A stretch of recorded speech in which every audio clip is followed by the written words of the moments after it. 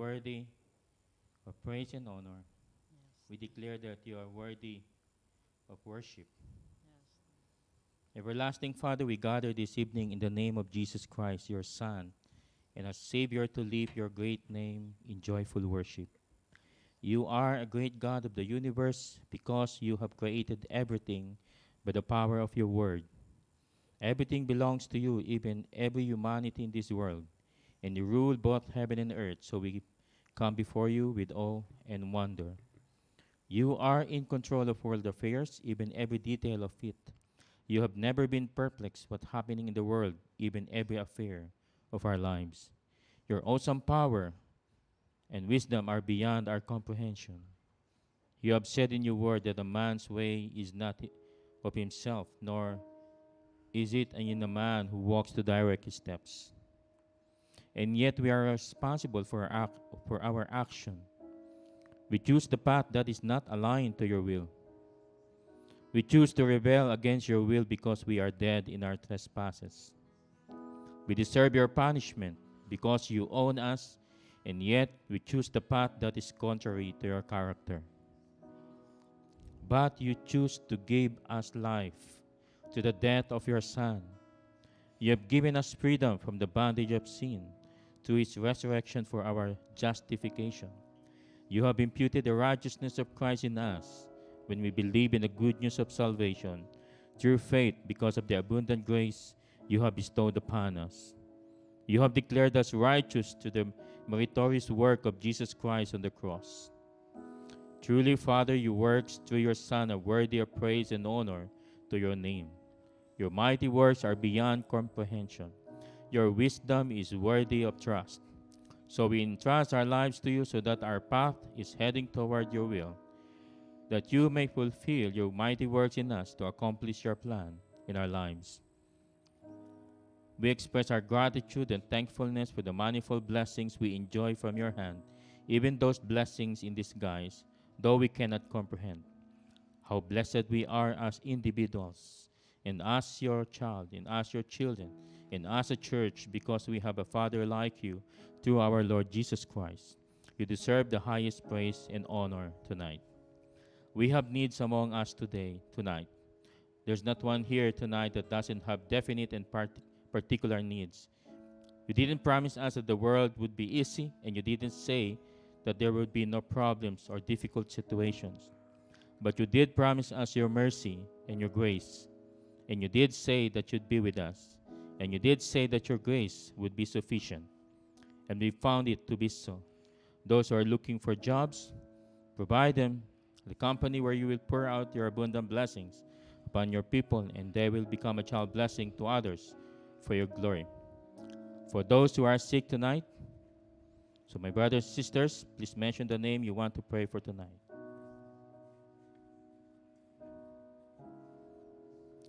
Father, we pray for those people to restore their health and strength in the mighty name of Jesus Christ. Touch their body to receive complete healing in the name of Jesus Christ. And as each one right now lifts their hearts to you with that very special need and personal request, help us to be able to reach to the doubts and questions and trust you for the answer to that particular prayer that they are praying to you. We look to you with faith and confidence. Thank you for hearing these prayers. We pray for our nation and our leaders, what awesome responsibilities they face. Give wisdom and guidance so that they may learn to depend on you in those situations that are critical and vital to all of us. We pray for peace in the very troubled spots around the globe. We pray for terrorists and those wicked men and women planning attacks. Bring their counsel and plans to nothing. Thank you for leading us as a church. You put plans and programs in the hearts of our leaders, and we want your continual guidance and direction. Thank you for the wisdom and understanding that you give that enables us to do far better than we could ever do with our resources and abilities. Help us to keep focused on building your church and bringing men and women and young people and children into your kingdom. Please protect your word in the life testimony of our pastors and elders and leaders not to malign your word. We pray for Pastor Abraham as he brings your message tonight. You have helped him in the preparation and study. Now anoint him with your divine enabling and speak to us through him. Whatever words comes out from his mouth are your very words, and those words plant in our hearts that it may produce Christ-like character in us. This is our prayer in the name of Jesus Christ, our Lord. Amen.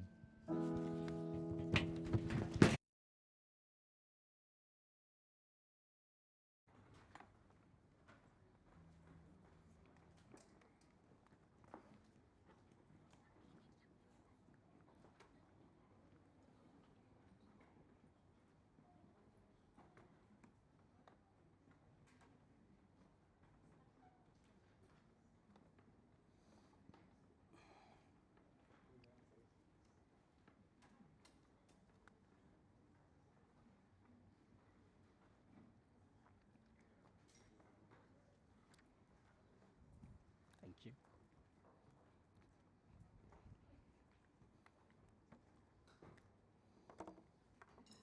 A blessed good evening po sa bawat isa sa atin. Kamusta po ang inyong nagdaang linggo? And I hope mabuti nga.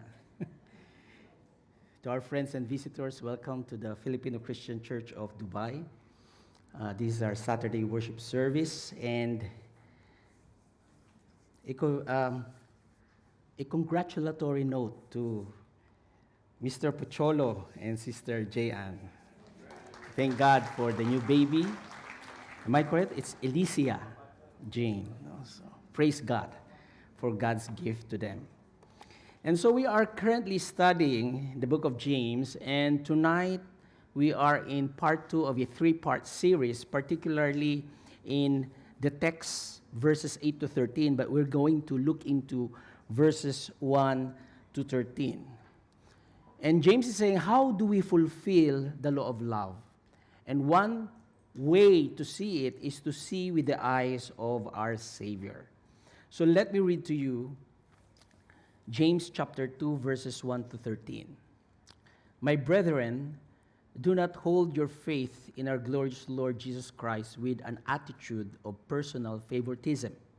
For if a man comes into your assembly with a gold ring and dressed in fine clothes, and there also comes in a poor man in dirty clothes, and you pay special attention to the one who is wearing the fine clothes and say, you sit here in a good place, and you say to the poor man, you stand over there or sit down by my footstool. Have you not made distinctions among yourselves and become judges with evil motives?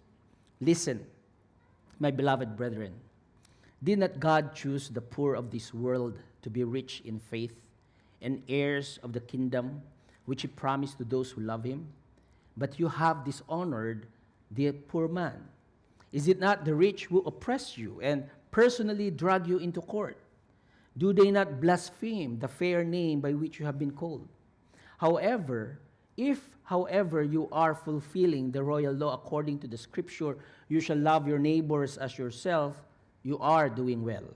But if you show partiality, you are committing sin and are convicted by the law as transgressors. For whoever keeps the whole law and yet stumbles in one point, he has become guilty of all. For he who said, do not commit adultery, also said, do not commit murder. Now, if you do not commit adultery but do commit murder, you have become a transgressor of the law. So speak and act as those who are to be judged by the law of liberty. For judgment will be merciless to one who has shown no mercy. Mercy triumphs over judgment. May the Lord add His blessing upon the reading of His word. Tayo po ay manalangin. We come to you, O Father, tonight to hear from your words what is your good and perfect will. O Holy Spirit, give us wisdom and understanding to know the truths of your words. Empower us and change us to be in the likeness of Jesus, our Savior and Lord. Create that passion in our hearts to seek you and obey your words in our lives as we live out the gospel visibly. In Jesus' name we pray. Amen. So how do we fulfill the law of love? Paano natin tinutupad ang kautusan ng pag-ibig? Now, when you think about this, what is God like? Ano nga ba ang Diyos? When you think about who God is and what God is like, what comes to your mind? Ano yung pumapasok sa isipan nyo pag sinabing, sino ba ang Diyos? Ano ba ang Diyos? Usually, it would be holiness, His righteousness, His eternality, His immutability. And yung most common is His omnipotence, His omniscience, His omnipresence, His love, His mercy, His patience, His faithfulness, His goodness. So yan po yung immediately na pumapasok sa ating isipan when we talk about God. Now, certainly all of these attributes are appropriately ascribed to God, and yet the Word of God informs us of another essential aspect of God's character that is often overlooked and missed. It is the attribute of impartiality. Ano bang impartiality? It's the quality of judging no one on the basis of external and superficial criteria. It is of showing no one favoritism because of status or position of rank, or discriminating against no one based on social, economic, racial, or cultural standards. Yan po yung ibig sabihin ng impartiality. Now, last week we highlighted how our faith is on trial against the charge of impartiality. And the principle is not that we earn mercy by showing mercy. Instead, what we learn is that the principle is that those who have been shown mercy have a supernatural tendency to show mercy. And the proof that you have experienced the law of liberty is that you are merciful to others. But if we do not show mercy, sabi ng Scripture is that we will receive no mercy from God. And so favoritism is in every way a test of faith. Yun yung tinignan natin last time. Mark Twain said, prejudice is the ink which all history is written. And yet, from its inception, from its birth, the church is to be placed where gusto ng Panginoong Jesus when He established the church is a place where there will be no distinctions and discriminations. These are all vanquished. These are all beaten. These are overcome within the church. Sabi nga sa Galatians 3:28, there is neither Jew nor Greek, there is neither slave nor free, there is no male and female, for you are all one in Christ Jesus. So, what we see here is that the Church of the Living God has its ideal, the conviction that the gospel of Jesus Christ brings together men and women of diversity and make them a community, a family. So, yung iglesia ng buhay na Diyos ay may huwaran ng pananalig sa Ebanghelyo ng Panginoong Hesukristo na kung saan pinagsama-sama niya ang mga lalaki at babae nang may pagkakaiba't iba, at ginawa silang isang komunidad, ginawa silang isang pamilya, isang iglesia. Yun po yung layunin. And it is so difficult to conceive of an area of the Christian life where the church has failed more miserably than here. Sadly, and to our shame, we have often been marked, the church, by prejudice, bigotry, racism, and snobbery. There is a worship of rank and the idol of worship of status. Now, this grotesque, this outrageous sin is not just symptomatic of just the current church, the contemporary church, the modern church. Hindi lang po ito nakikita sa ating panahon. Because its disease has inflicted and infected the church since the first century. Simula nang itinatag ang iglesia, ito na yung sakit ng iglesia. And James saw this. And James condemned this in his letter. So from the beginning of church history, this has been the struggle of the church. Yung prejudice, yung partiality. So James has challenged his brothers and sisters in Christ to do the word, to obey the word. Yun ang sabi niya sa verse 22 ng chapter 1. And if you do obey the word, this will result in controlling one's tongue. Kasi diyan nag-uumpisa, di ba? Sa ating dila. And you learn to care for widows and orphans. And you learn to keep oneself unspotted, meaning unstained, or being polluted by the world. So, what we see here is that the issue of showing favoritism to the wealthy and slighting or being abusive or offensive to the poor has a natural connection to these challenges, especially being stained by the world. So, ibig sabihin, kung na-impluensyahan ka, na-pollute ka ng kaparaanan ng mundo, this is how you think. You try to gain the favor of the wealthy, of the powerful. Kaya pakisabi sa katabi mo, may kinikimking ka bang paborito sa puso mo?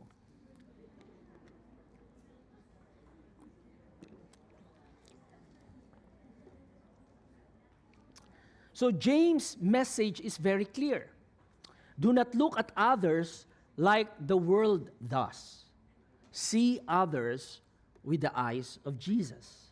And what we will see here from verse 1 to verse 13 are 5 motivations that are provided on how we can fulfill the law of love by seeing through the eyes of Jesus. So una, partiality is inconsistent with our confession. Yun daw pagtatangi ay hindi naayon sa ating pagtatapat. Verse 1, my brethren, and that is a term of tenderness and transition. And you see, James used this word because it softens the tough words that would follow, and it will guide the flow of the letter in a different direction. Why is partiality inconsistent with our confession? Bakit nga ba yung pagtatangi natin ay hindi naayon sa ating pagtatapat? Una, it is contrary to Christ's person. Ito ay sa kasalungat sa katauhan ni Kristo. Sabi doon, do not hold or do not have. It's a preempt with a negative. It means to stop an action that already in progress. Partiality is inconsistent with a faith in the Lord Jesus Christ because here Jesus is the Lord. He is God of the church. So what does the Bible say about God's perspective on partiality? And if you track yung occurrences in the New Testament of how this Greek word translated partiality, it appears in 3 passages. Romans 2:11, there is no partiality with God. Ephesians 6:9, knowing that your own master also is in heaven and there is no partiality with him. Colossians 3:25, but he who does wrong will be repaid for what he has done, and there is no partiality. So what we'll see here is that the God of heaven and earth is impartial. Ang Diyos ng langit at lupa ay walang kinikilingan. He sees a genius and the fool the same. He sees a woman of wealth and her maid the same. He sees the president and his janitor the same. He sees a PhD or an MD with a Skid Row drunk the same. He sees the lost heterosexual and the lost homosexual the same. Kaya walang impartiality sa ating Panginoon. Do not forget that it was Jesus who praised the poor widow with her mite, not the rich, boastful Pharisee. It was Jesus who honored the Good Samaritan. It was Jesus who sought out a despised tax collector named Zacchaeus. It was Jesus who taught us about the rich man and Lazarus. It was said of Jesus by his own enemies in Matthew 22:16. And sabi doon, teacher, we know that you are truthful and teach the way of God truthfully.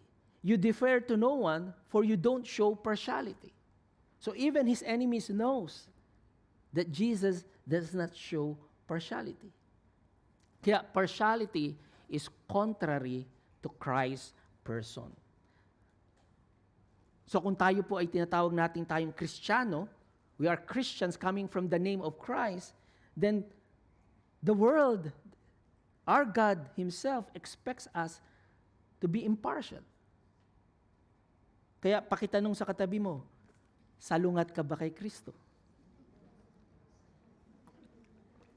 Kasi kung si Kristo ay impartial, dapat hindi rin tayo impartial. Dapat tayo ay impartial. Pangalawa, partiality is contrary to Christ's praise. The word translated partiality in NIV, it means favoritism, and it means literally receiving the face. It is in the plural, suggesting that there are various forms and ways in which favoritism may be shown. So may iba't ibang kaparaanan. So James says that whatever shape or size prejudice or favoritism or bigotry show itself, it is contrary to the Lord of glory. And James used this word, Lord of glory. And this is the only time in the New Testament that Jesus is described in the manner as the Lord of glory by his brother. And that Lord is in italics, meaning indicating that it's not in the original text but added to clarify the meaning for us. Kasi pag binilikan natin sa Old Testament, the title Lord of Glory is common in the Old Testament. It means the idea of God as the Shekinah glory, the marvelous manifestation of God's presence with his people. And perhaps that is the background where James is coming from. So James saying that Jesus is the glorious manifestation of God in our midst and now is exalted at God's right hand. And what a pointed reminder to those who are giving inappropriate attention, undeserved glory to mere mortals. Yung glory belong lang sa Panginoong Jesus, hindi belong sa kanino mang tao. So there is one and only one to whom we should show favoritism. It is Jesus, the Lord, who is glory himself. Dapat si Kristo lang ang favorite mo kung meron ka mang favorite. This is what James is saying. Pangalawa, partiality is inconsistent with a Christian's conscience. Yun daw pagtatangi natin ay hindi naaayon sa isang Kristiyanong budhi. James now introduces a hypothetical situation that exemplifies the kind of discriminations that his readers are guilty of. Because from verses 2 to 4 is one conditional sentence in Greek, sabi ni mo, with an if and with a then. Yan po yung argumentong nilatag ni James. And James moves from the sinful act to the evil motivation or motive behind the act. Sabi nga po sa Proverbs 20:7, indeed, as a man thinks in his heart, so is he. Kung papaano ka mag-isip, yan ang talagang ikaw sa puso mo. And James understood that. Sabi ni Worsby, the way we behave toward other people indicates what we really believe about God. So why is partiality inconsistent with a Christian conscience?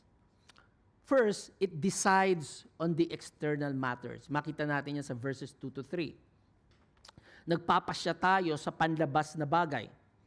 So following his conversion, Paul said in 2 Corinthians 5:16, going to verse 17, from now on, we regard no one according to the flesh, for we are a new creation in Christ.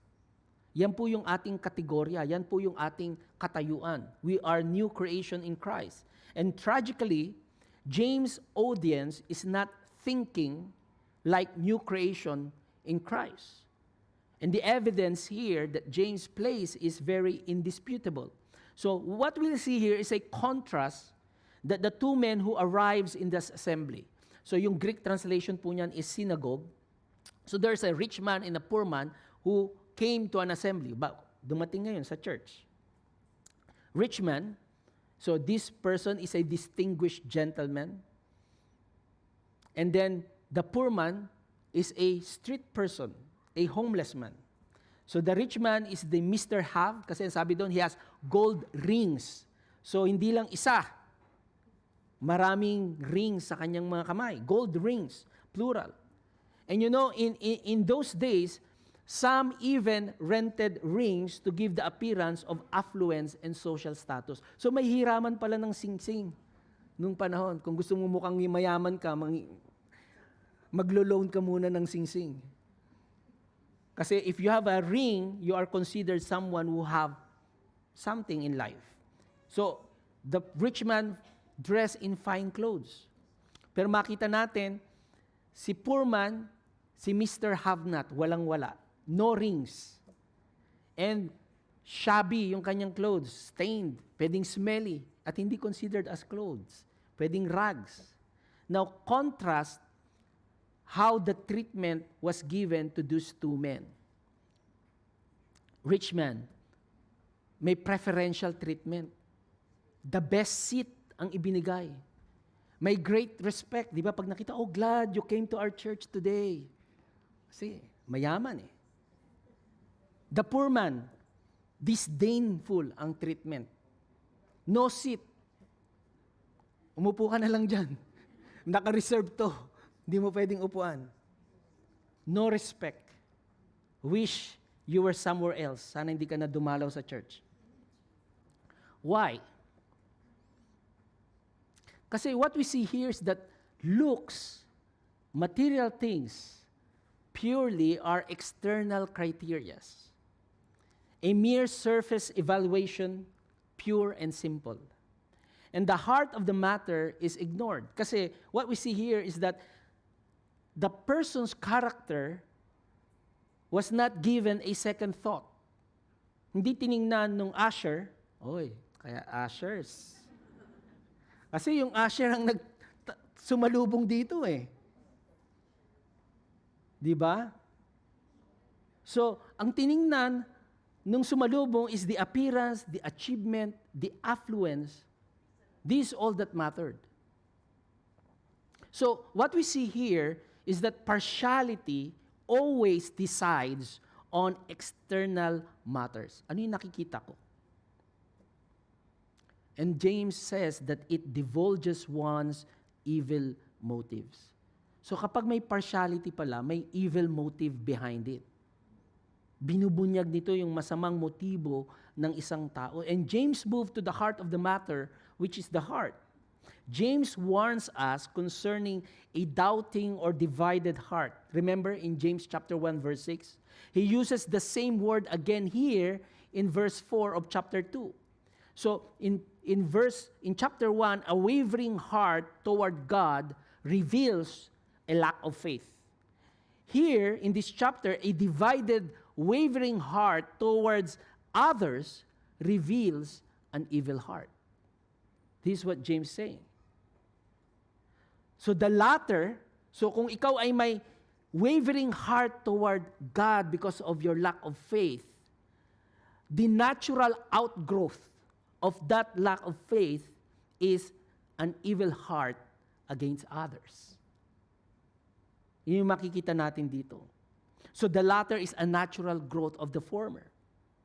You become an evil judge, a judge on the take, one capable of being bribed.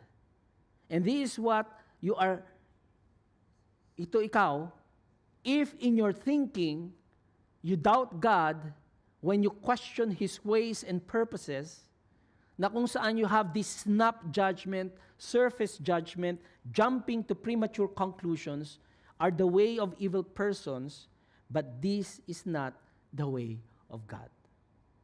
So kung mabilis po tayong maghusga,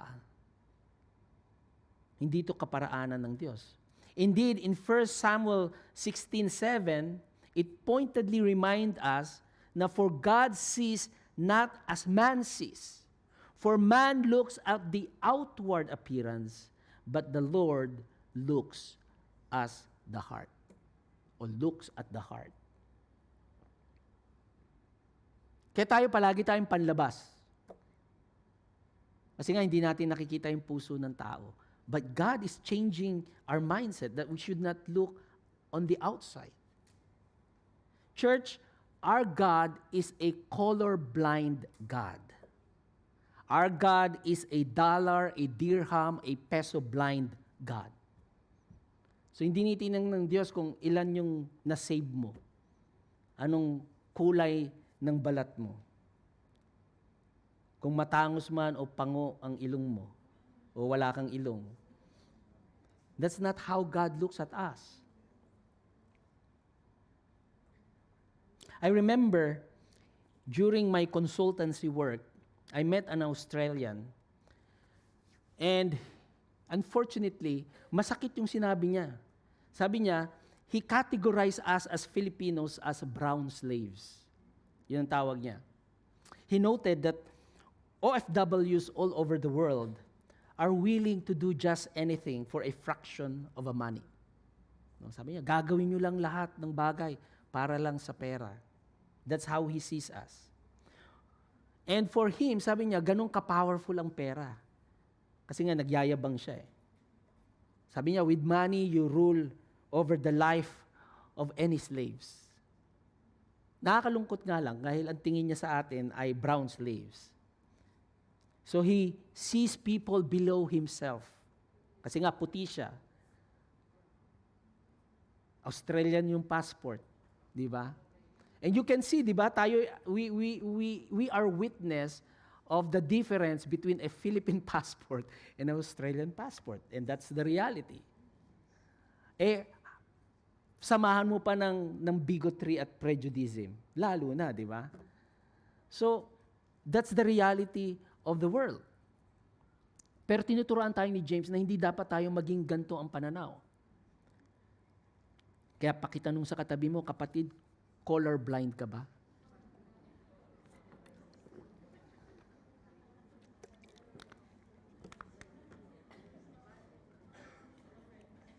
Because partiality is incompatible with a Christian conscience.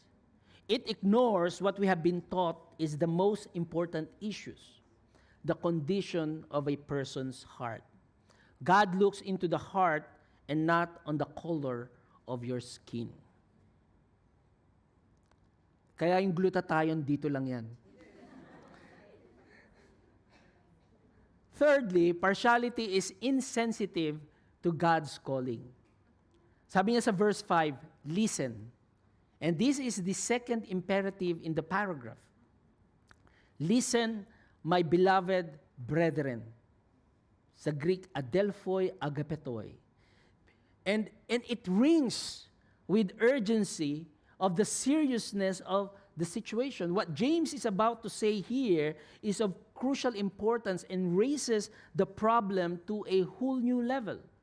And look at the theological ignorance of partiality and prejudice. Sabi niya sa verses 5 to 6, we dishonor those whom God honors. Chosen, yung word na ginamit dyan.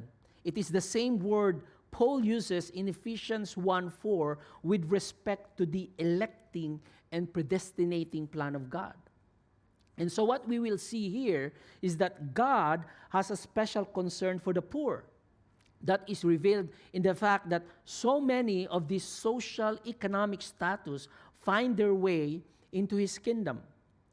Sabi niya, poor materially, but they are rich spiritually. They are humble, and yet they are exalted. They are heirs of Christ's kingdom, the one they love. Can you believe it? The world say that they are worthless and useless. But James says, first, that they are chosen of God, they are rich in faith, and the heirs of the kingdom. So different talaga ang pananaw, ang pagtingin ng ating Diyos. God looks on the masses of the world who are poor and says, from here, I will save the most. So, do you see our foolishness? God chooses them, but we cut them down. God receives them, but we reject them. God values them, but we count them worthless. God honors them, but we dishonor them. So James would say prejudice mutilates the cross. It makes the mockery of the gospel of God's grace. But hopefully, we are not just theologically ignorant. Unfortunately, we are also logically insane. Ito sinasabi ni James. Theologically ignorant na kayo, logically insane pa. Why? Sabi niya, the rich oppresses. Sabi sa NIV, the rich exploits you, treats you harshly, and perhaps immorally and illegally. They drag you into courts. And the tense there is present tense. Could indicate that the action was already presently taking place. And yet, James was saying, here you are kissing up to them, phoning and flattering them, submitting over them, trying to win their favor. So for James, that is so illogical. We honor those who dishonor God. Pinaparangalan natin yung mga lumalapastangan sa Diyos. And James' arguments, makita natin yung argumento rito ni James follows a bad to worse pattern. Sabi niya, yes, they treat you badly, but worse, yet they blaspheme God, the noble name God called you. So these wealthy unbelievers who mistreat you and are destined for a day of judgment, for a day of slaughter, slander the name of Christ and those who follow him, yet incredibly, this is what James was saying. And here where the illogicality of it comes in. Yet, incredibly, you favor them. You favor the rich. You pander to the very people who are causing so much hurt and pain and suffering. And this is insane. This is what James is saying. This is so insensitive. This is so callous to the way God sees things. And the church is to be a discrimination-free environment. This is what James is saying. Church should be a discrimination-free environment. There should be no partiality within the church. Kaya pakisabi sa katabi mo, kapatid, dito sa church ay wala kaming kinikilingan. Pagmamahal na totoo lamang. Yan. Dapat ganyan. Dapat ganyan yung motto natin. Wala tayong kinikilingan, pagmamahal na totoo lamang. Di ba? That's what James saying here. And fourth, partiality is irreconcilable with Scripture's command. So, we should not misunderstand James' argument and God's ways. God does not love the poor and hate the rich. Hindi yan po yung argumento ni James here. Ha? He does not favor the government and loathe the opposition. He does not admit one kind of person into his kingdom and exclude another based on external criteria. Hindi po ganyan ang Diyos natin. Kaya nga sabi ng Panginoon, it may be easier for a camel to go through the eye of a needle than for a rich man to enter heaven. But it is not impossible. Hindi sinabi ng Diyos, imposibleng pumasok sa langit ang mayaman. Sinabi lang ni Christ, it's hard for a rich man to enter the kingdom. Why? Kasi marami siyang baggage. So, what we see here is that James saying God loves both poor and rich alike, and so should we. Hindi lang yung mayaman o yung may kakayanan o yung may pakinabang, kundi ang lahat. Indeed, loving any and every neighbor as myself fulfills the royal kingly law. So James is saying, one, we are to love others indiscriminately. Dapat nating mahalin ang iba nang walang pinipili, walang kinikilingan. And James imagines the offended church usher defending himself in his treatment of the rich man. Kasi di ba ang pinuntirya ni James dito yung nagpapasok sa mayaman at sa mahirap. And it could be that the usher would just say, James, I was just showing love to that man. Could you give me a break? Okay, sabi ni James, in essence, okay. Now let's examine your defense. if you really fulfill the royal law, the law given by King Jesus, and in a sense, identified by Him as the supreme law that governs and informs all others, anong sabi ng Panginoong Jesus? You shall love your neighbor as yourself. And if you're doing that, James was saying, you do well.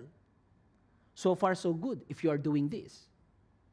But, if you show partiality, judge others according to their face value, you literally work sin and are convicted, found guilty by the law as a transgressor, one who directly and knowingly disobeys God's command.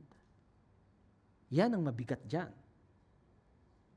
Douglas Moo says, in obedience to their King Jesus, Christians are to build among themselves a genuine counterculture in which the values of the kingdom of God rather than the values of the world are lived out.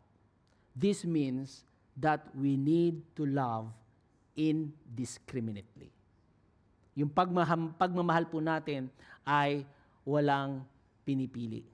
Lahat po ay minamahal natin. So, kahit po tayo ay Asians, we love everyone who comes in the church.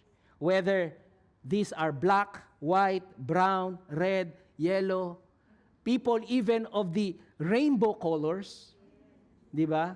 Period. End of discussion. Love them as you love yourself. That's God's command. So don't excuse your prejudice by saying, well, Pastor, that's the way I was taught. That was the way I was brought up. That's just the way I am. Mga kapatid, rather than doing that, ask God to help you to look at the person and ask, Lord, how can I love them and serve them in Jesus' name? Kaya pakitanong pakisabi sa katabi mo, kapatid, paano kita mamahalin at paglilingkuran ayon sa Panginoon? Di ba? This is what James is saying. And in verses 10 to 11, James is saying we are to obey the law completely. The law of God is a unit. It's like a chain. Now, some in the first century thought, like many in the 21st century today, ang niisip natin, keep the weightier laws, the more important laws. And kung mag-fail man tayo in keeping the lesser ones, it will not be a big deal. So, anong ginamit ni James na example? The Ten Commandments, di ba? Di naman ako pumapatay. Di naman ako nanakaw. I'm just doing these things. So, God will give me a pass. Mga kapatid, not so. Because James says that utilizing the Ten Commandments, which is found in Exodus 20 and Deuteronomy 5, and here, James chooses two commandments to illustrate his critical point. And the two that he chooses is not haphazard. Hindi lang basta dumampot si James or accidental in his judgment. Na pinili niya itong do not commit adultery and do not murder. Do not commit adultery. We have not done that. Di ba? Do not murder. I have not done that. But let's look at what Jesus said in Matthew 5:21 to 22. You have heard that the ancients were told, you shall not murder, and whoever commits murder shall be answerable to the court. But I say to you that everyone who is angry with his brother shall be answerable to the court, and whoever says to his brother, you good for nothing, shall be answerable to the Supreme Court, and whoever says, you fool, shall be guilty enough to go into the fiery hell. The fact is that you are guilty of both spiritual adultery and spiritual murder in how you have responded to God and your neighbor. And furthermore, sabi ni James, if you stumble in just one single solitary instance, just one, you are guilty of all. James is not saying every sin is as bad as another. But James is saying committing any sin makes you just as guilty as another because it all hangs together. You cannot pick and choose which ones you will obey. So in terms of guilt, there is no hierarchy. Mas mataas ang guilt ko kaysa sa guilt mo. No, all of us are guilty. Plain and simple. Fifth, partiality is independent of judgment's compassion. As those who confess Jesus as Christ as Lord, we are the recipients of love and not condemnation. We are recipients of mercy and not obligation. And therefore, what we have received, we are to give, which we have been blessed, we have to share. And the blessings which will result are greater than you could imagine, greater than we could ever deserve. Kaya yung unang deserve natin is loving impartiality brings liberty. Yung daw pagmamahal natin na walang kinikilingan ay nagdudulot ng kalayaan. We live under a new law, the law of Christ. It is a royal law that frees us to love others as He has loved us. Yun yung unang pamantayan. Magmahal ka ng kagaya ng pagmamahal ni Kristo.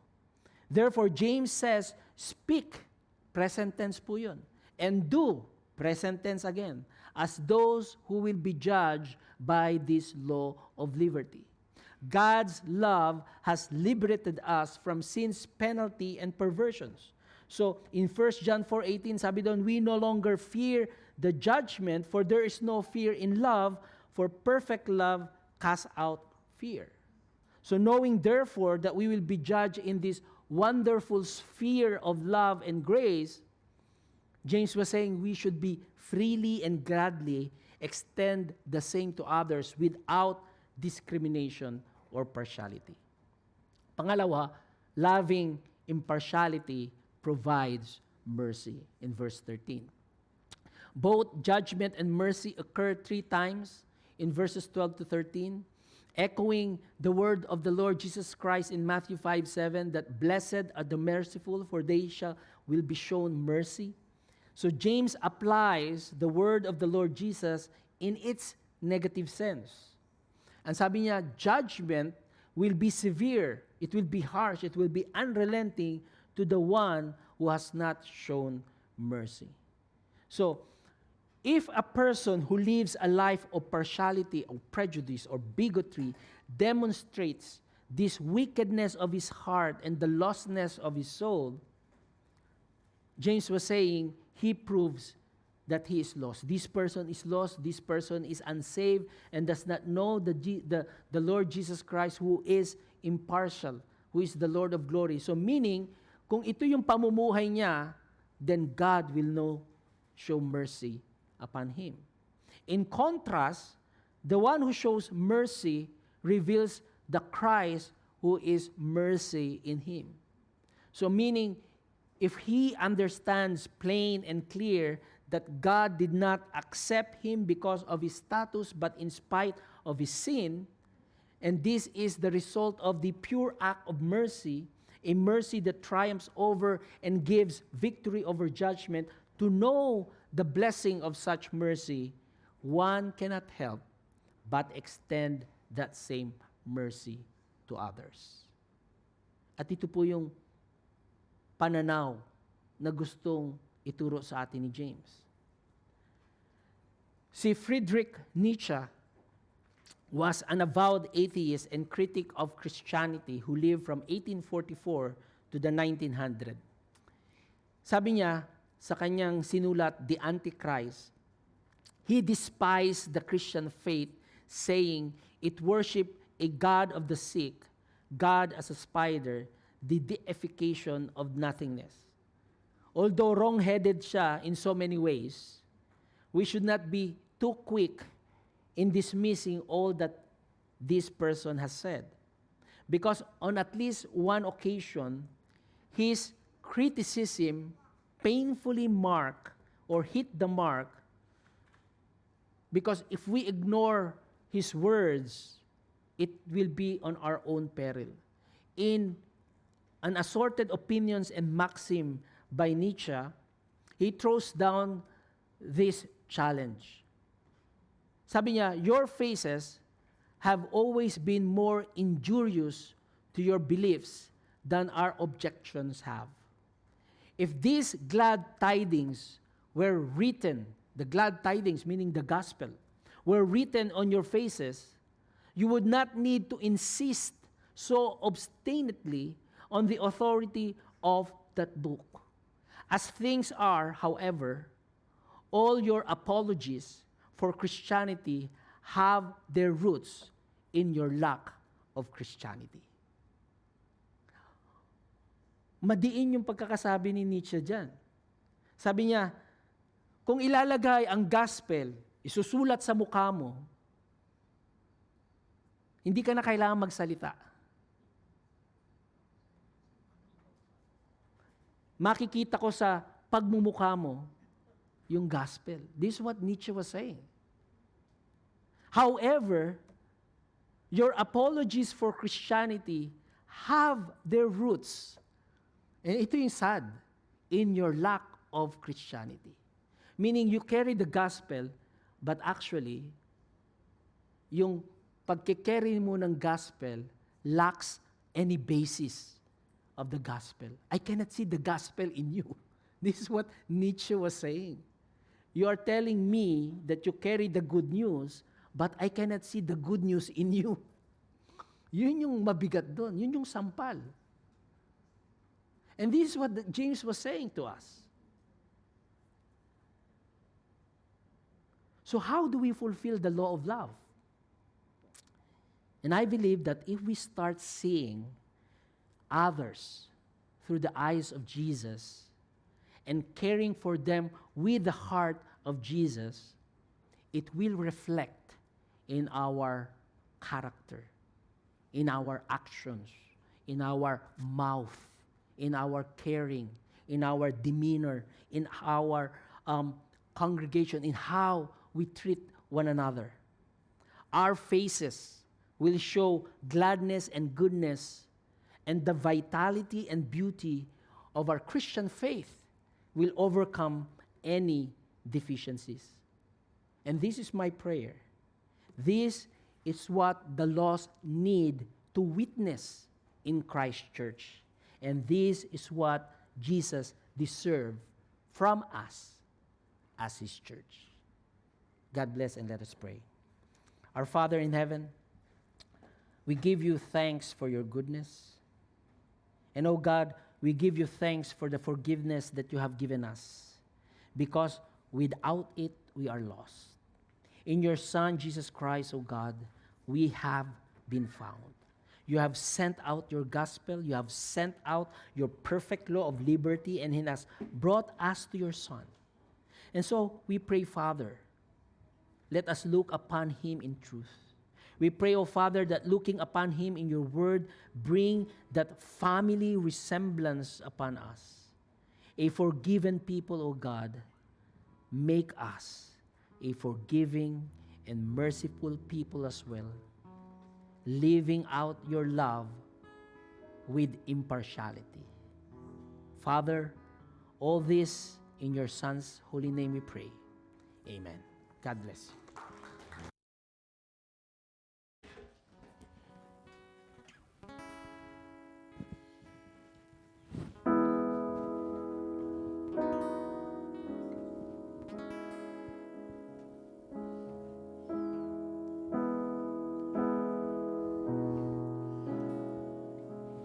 May we rise.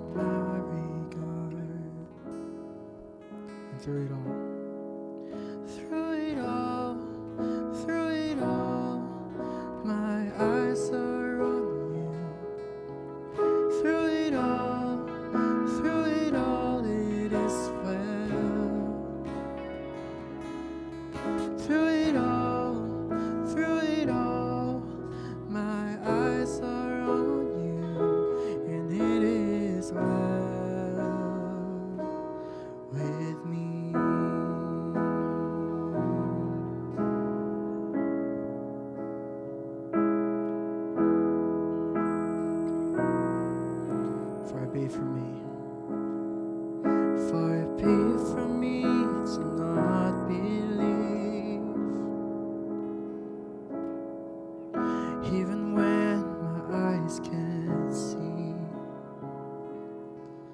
And this mountain that's in front of me will be thrown into the midst of the sea. Through it all, through it all, through it all, my eyes are on you. Through it all, and through it all, it is well. Through it all, my eyes are on you, and it is well. It is well. So let go, my soul, and trust in Him. The ways of Him, so know His name. So let go, my soul, and trust in Him. The ways of Him, so know His name. So let go, my soul, and trust in Him. The ways of Him, so know His name. So the ways of wind, the waves and wind still know His name. Sing it as well. It is well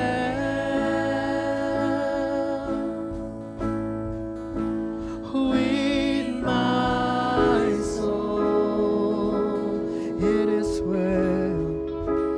It is well with my soul, with my soul. It is well, it is well with my soul, with my soul. It is well. And it is well, it is well, it is well with my soul. It is well, it is well with my soul, with my soul. It is well, it is well with my soul, with my soul. It is well, and it is well with my soul,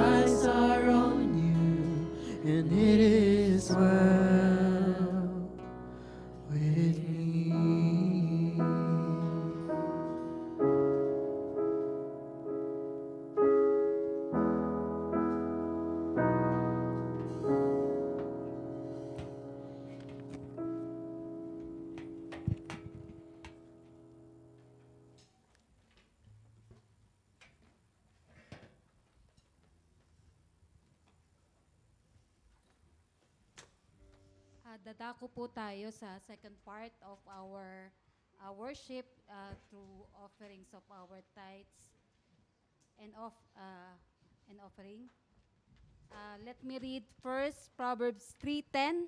Honor the Lord with your wealth and with the first fruits of all your produce.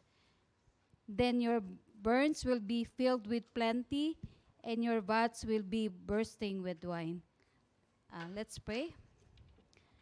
Gracious and merciful Father, we are grateful for your faithfulness in providing for our needs. Indeed, we can always trust in your unfailing provision.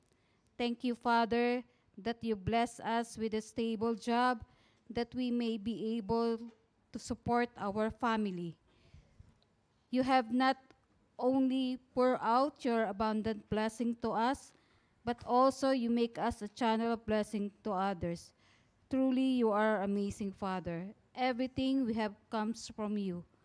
Part of our blessing, we are returning what is due to you. Accept our tithes and offering as our way of worship and honor to your name. Bless the tithes and offerings that we have gathered and use this for the advancement of your kingdom in proclaiming the gospel to all nations.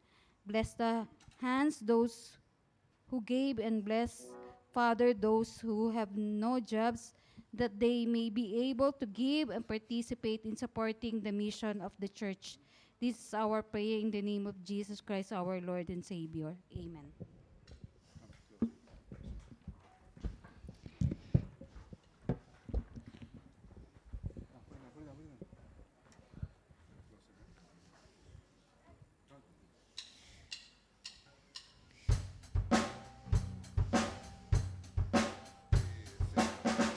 Strength will rise as we wait upon the Lord. We will wait upon the Lord. We will wait upon the Lord.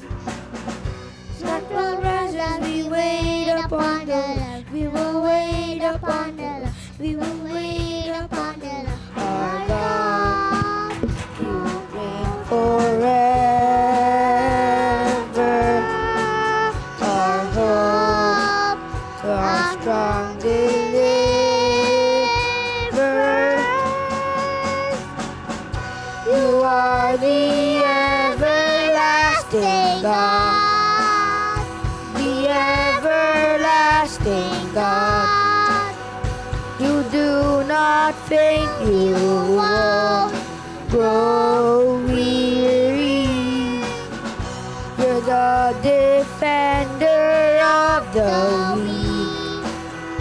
You comfort those in need. You lift us up on wings like eagles. Strength will rise as we wait upon the Lord. We will wait upon the Lord. We will wait upon the Lord. Strength will rise as we wait upon the Lord. We will wait upon the Lord. We will wait upon the Lord. Our God, you reign forever. Our hope, our strong deliverer.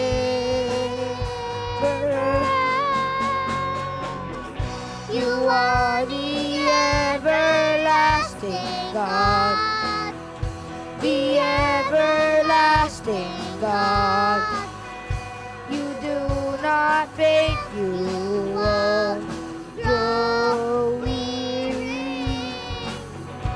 You're the defender of the weak. You comfort those in need.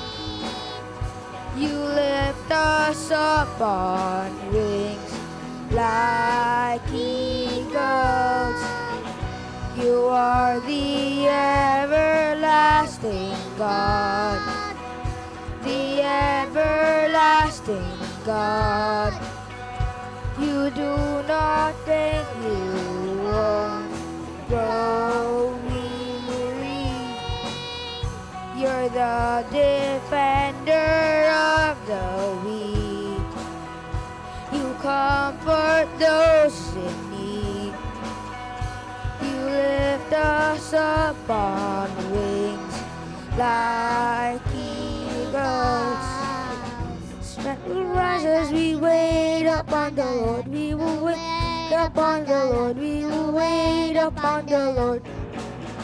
Strength will rise as we wait upon the Lord. We will wait upon the Lord. We will wait upon the Lord.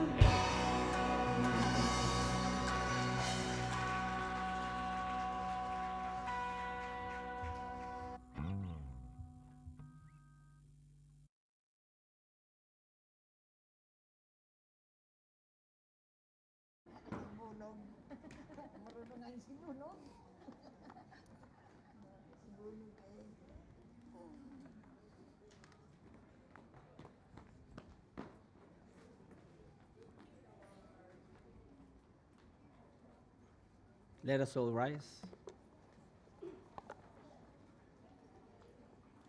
Let us pray. Our Heavenly Father, we thank you.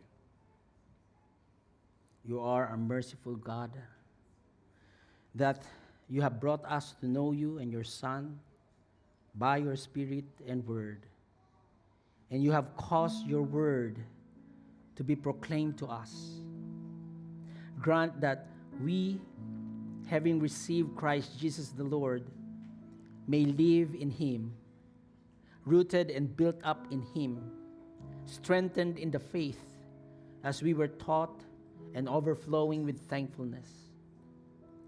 But since we, through ignorance, through unthankfulness, through discontent, do not obey you as we should, and so, Father, we implore you, O Father, remember your great mercy and have compassion on us.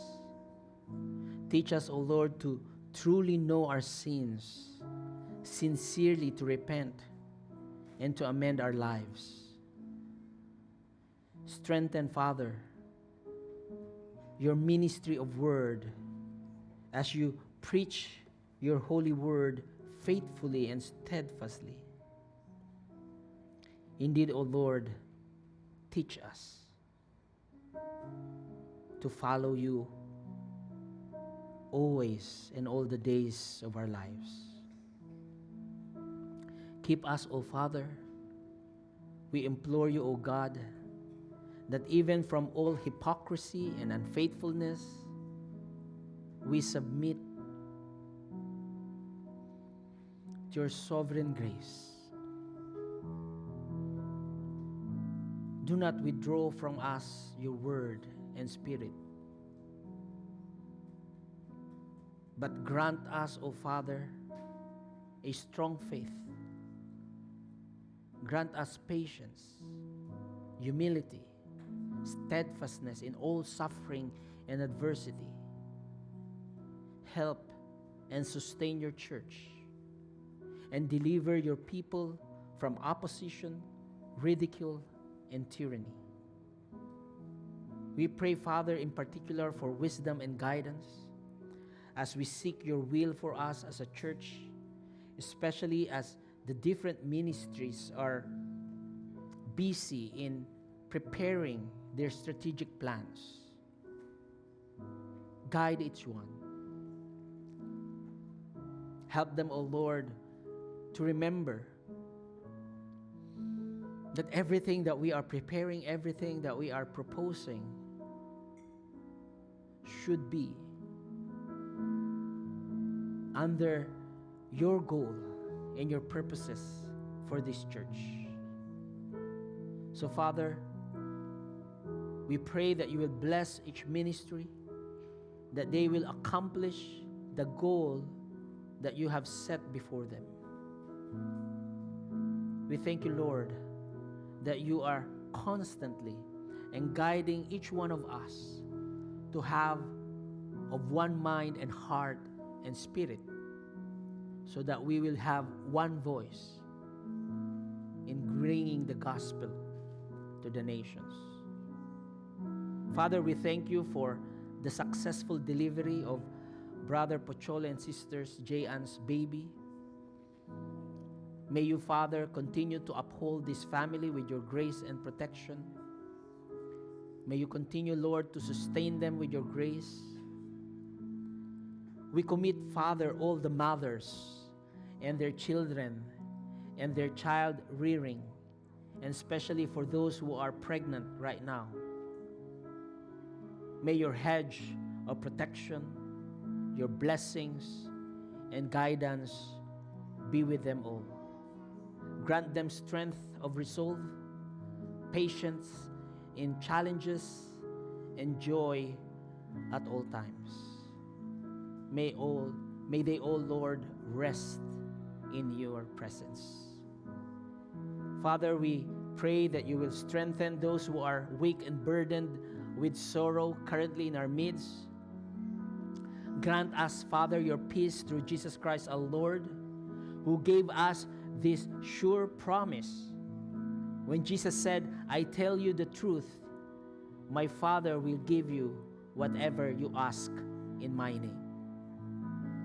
And so, Lord, I pray that out of his glorious riches, he may strengthen you with power through the Spirit in your inner being, so that Christ may dwell in your hearts through faith.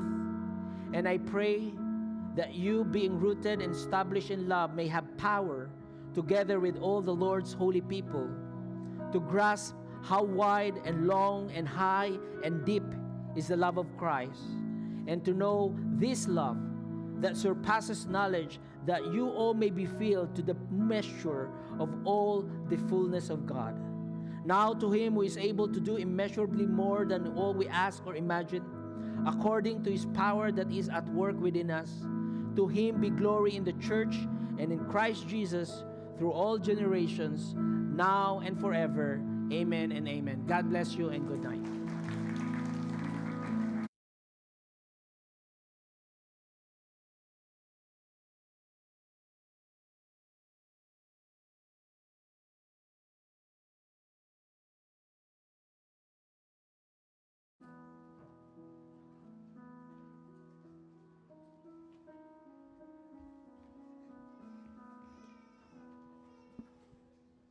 Hello po, good evening po sa lahat ulit. And again po, salamat po sa Panginoon, and congratulations again kay Brother Pocholo and Sister Jayan po sa kanilang new baby po. And praise God din po for healing and answer prayer for Sister Tina po. Nandito po siya ngayon. Welcome po, at Tina. And welcome also to Brother Srivaram. And ganun din po kay Sister Elena po, mother-in-law po ni Brother Jake. Welcome po sa TFCCD po. And for tonight po, wala po tayong newcomers, wala po tayong bisita. And I encourage po everyone to continue invites po sa mga kakilala po natin para po kasama rin po natin silang mag-praise and worship po sa Panginoon. And for announcement po, ano pong meron every Tuesday? So invited everyone po. Every Tuesday, we have worship and prayer meeting sa baba po from 8 to 9:30 p.m. po. And ganun din po sa Saturday, meron po tayong Young and Single Fellowship and Couples Fellowship po. See you all po. God bless everyone. Thank you.